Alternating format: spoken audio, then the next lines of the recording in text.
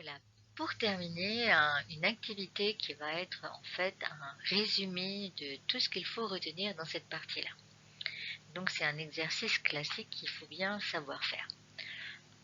Donc nous sommes dans le référentiel terrestre. On a un parachutiste qui a une masse de 85 kg avec son parachute, qui saute d'un hélicoptère qui est en mode stationnaire, c'est-à-dire qu'au moment où il saute, la vitesse du parachutiste est nulle. Après, il saute, sa vitesse augmente, elle se stabilise à 50 mètres par seconde, soit 180 km/h.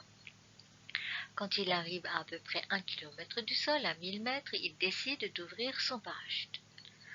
À ce moment-là, la vitesse va de nouveau se stabiliser, mais à une valeur beaucoup plus petite, qui est de 18 km/h ou de 5 mètres par seconde.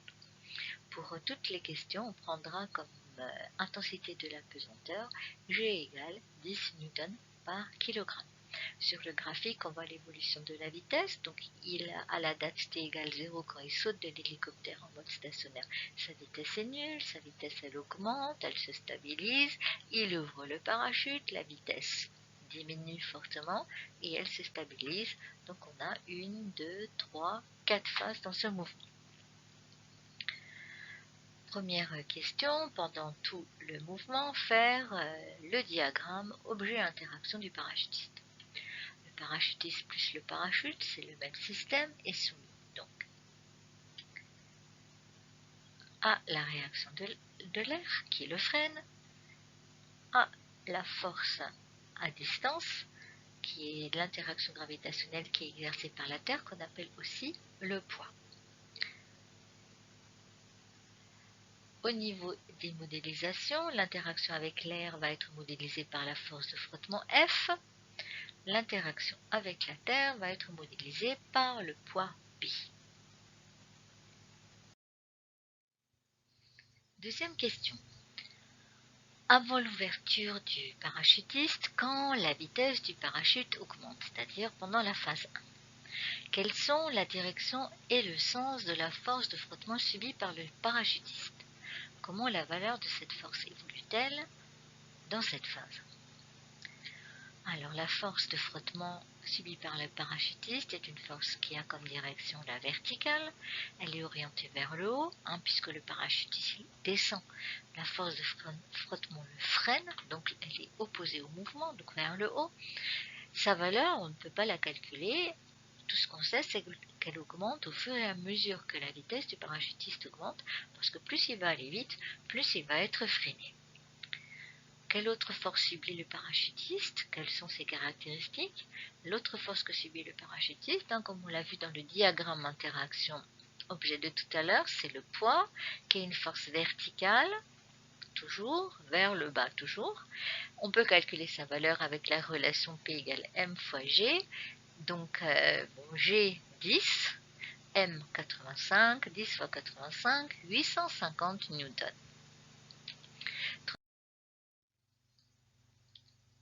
Troisième question, qui concerne la phase 2, avant l'ouverture du parachute, quand la vitesse du parachutiste est stable. Comment qualifier le mouvement du parachutiste durant cette phase? Que dire des forces qui s'exercent sur lui? Pourquoi? Durant la phase 2, le parachutiste tombe verticalement, toujours à la même vitesse, donc la direction ne change pas, le sens ne change pas, la vitesse est constante, le mouvement du parachutiste est rectiligne uniforme. D'après le principe d'inertie, comme le mouvement est rectiligne uniforme, on peut dire que les forces qui s'exercent sur lui se compensent. Donc, les deux forces, le poids et la force de frottement, se compensent. Après l'ouverture du parachute, pendant la phase 3, comment qualifier le mouvement? Que peut-on dire des forces qui s'exercent sur le parachutiste, les représenter sur un schéma sans souci d'échelle? Quand le parachute s'ouvre, on voit sur le graphique que la vitesse diminue fortement. Le parachutiste, lui, il va toujours tout droit. Donc le mouvement est rectiligne, mais il est ralenti. La valeur du poids et la valeur de la force de frottement ne sont plus les mêmes. Comme il a ouvert son parachute, la force de frottement devient beaucoup plus grande que le poids. À ce moment-là, si on représente les forces sur un schéma, les deux forces sont toujours verticales vers le bas, mais la force de frottement va être plus grande que le poids. Cinquième question. On se situe maintenant dans la dernière phase du mouvement, la phase 4. Comment qualifier cette phase? Que peut-on dire des forces qui s'exercent? Les représenter sur un schéma.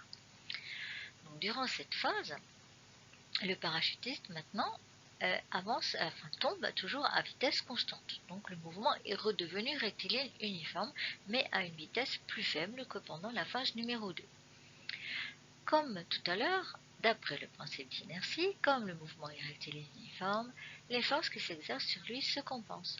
Donc maintenant, le poids et la force de frottement ont la même valeur, la même direction, mais un sens opposé. En déduire les caractéristiques de la force de frottement subie par le parachutiste. Donc la force de frottement verticale vers le haut, et sa valeur est égale à la valeur du poids, donc 850 Newton dans cette phase-là. On le voit bien, donc quand on représente les forces sur un schéma, même si on n'a pas d'échelle, on fait attention à ce que la flèche qui correspond à la force de frottement ait la même longueur que la flèche qui correspond au poids, pour être cohérent avec les réponses aux exercices.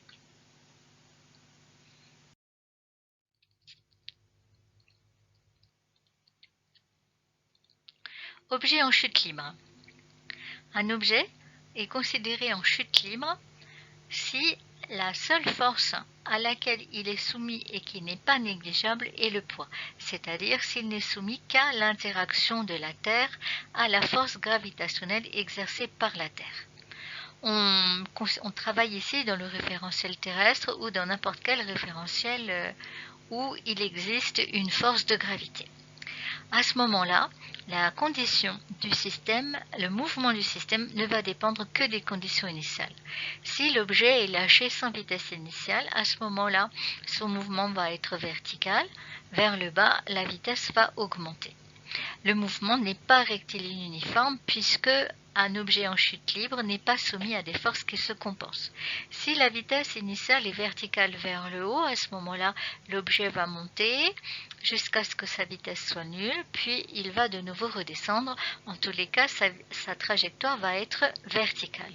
Si la vitesse initiale est horizontale ou oblique, à ce moment-là, la trajectoire de l'objet en chute libre va être une trajectoire parabolique. Ce qu'on peut montrer, c'est que le mouvement de l'objet ne va pas dépendre de sa masse. Cela a été mis en évidence par Galilée.